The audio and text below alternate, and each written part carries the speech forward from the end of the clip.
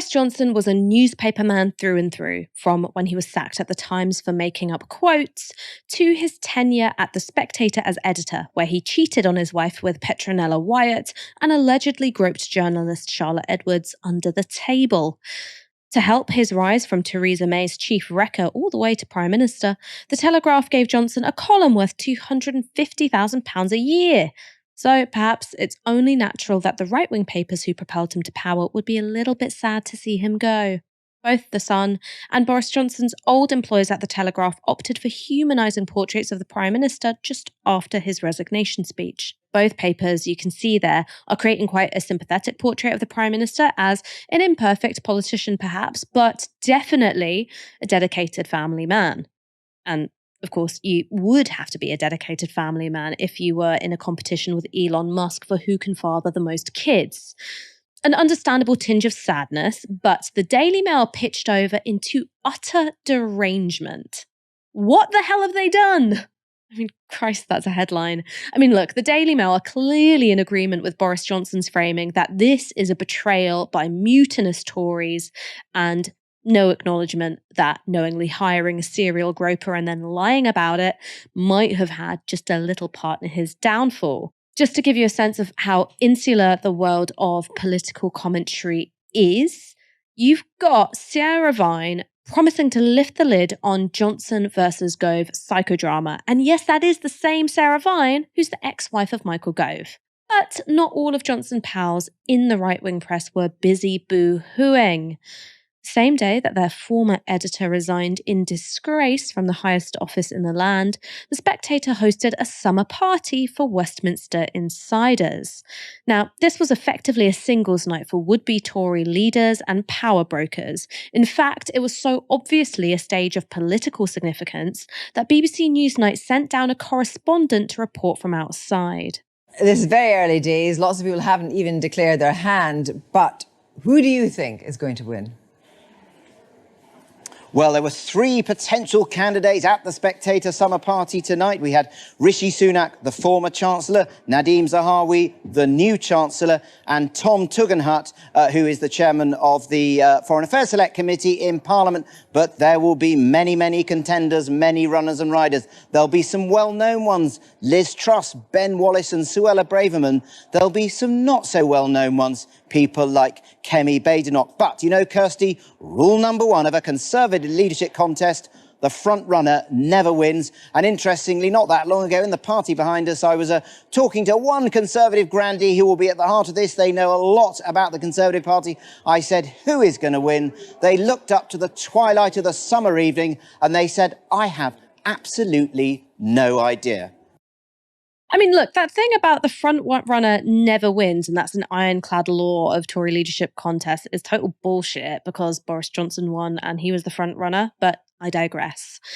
So, we've got an invite-only party for a magazine which, as we've discussed on this show before, happily publishes great replacement conspiracy theories. And leadership hopefuls and kingmakers rub shoulders with the likes of Andrew Neil, Nick Robinson, Laura Kuenssberg and Andrew Marr.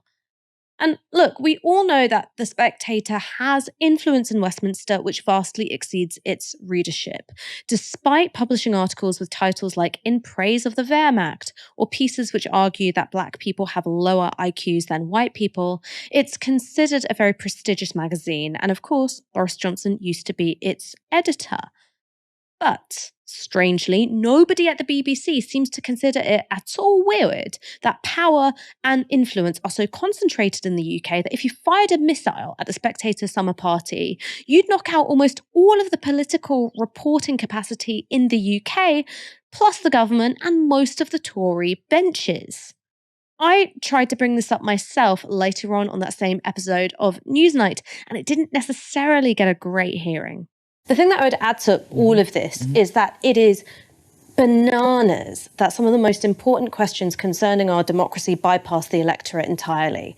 We've got a leadership pitch, which isn't just a leadership pitch, it will be a prime ministerial pitch being made to a handful of people who happen to be Conservative Party MPs or members, and all of this horse trading is going on at the Spectator Garden Party where Boris Johnson used to be minister. This is elite parliament. Well, on that note, we're just about to finish.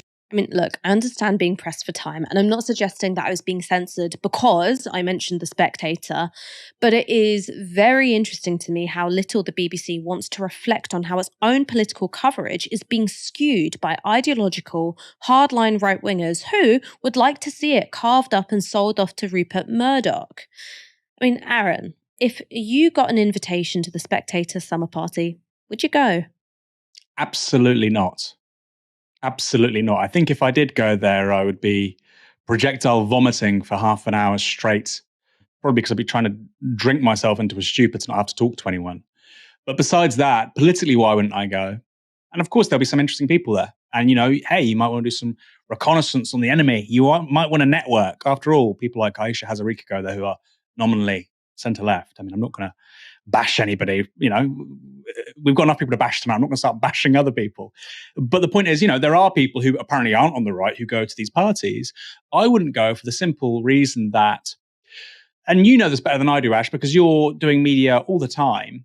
Once you start talking to these people and you're on first name terms with them and you know them and you're on that circuit, it is actually very hard all of a sudden to hold them accountable or just to be honest in your criticisms. I think you do that extraordinarily well, but I do think you're something of the exception to the rule, Ash. It's very difficult as a human to know somebody and to interact with them face to face and to be incredibly harsh or critical, not necessarily of them, but of the political project which they're defending or a broader set of policies which they say actually work and you don't think work yourself. It is very hard once you're acquaintances. I've had people before, people at the Times or, certain right-wing papers say, let's go for a pint. No, thanks. There are some people who I quite like at the Times, the Sunday Times, who I think do good work. But there are certain political ideologues who, no, I don't want any kind of rapport with you actually, because I know I'll self-censor on certain issues. And look, we've got somebody who does that stuff extraordinarily well at Novara Media. Their name is Ash Sarkar. So I know you're the host, and it's very unprofessional of me to turn this around on you, but I'd love to know your answer. I mean, look, when it comes to the Spectator summer party, I would, from a moral standpoint, not go because it is a magazine which is mainstream some of the most toxic, fascist, conspiratorial, white supremacist ideology. And even if I wasn't a journalist, simply as a person of colour who's got some self-respect, I would not be fucking going there drinking their Paul Roger. But I think you raise a really interesting point, which is the way in which a shared social scene can create an alignment of values and of interests and a sense of in-group identity. And I think that's the really critical point here, is that people want to go to the Spectator summer party if they orbit that world of Westminster because it shows that they've made it. Right? It's like, man's made it, mom. I'm at the Spectator summer party. I'm a real journalist now, or I'm a real spad now. I'm seen. I'm part of the club.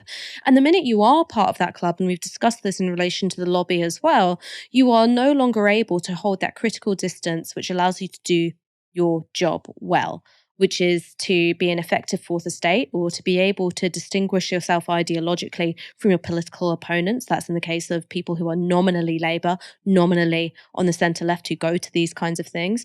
And I also just think there is something incredibly corrupted about a selfie with Nick Robinson and Laura Kuenssberg and Andrew Marr swigging champagne, and they're at the same Spectator summer party. It shows that this is a club, everyone else is on the outside of it, and if you're lucky, you'll get to observe politics as a spectator sport, no pun intended, but for the most part, you're going to be kept on the other side of those closed doors.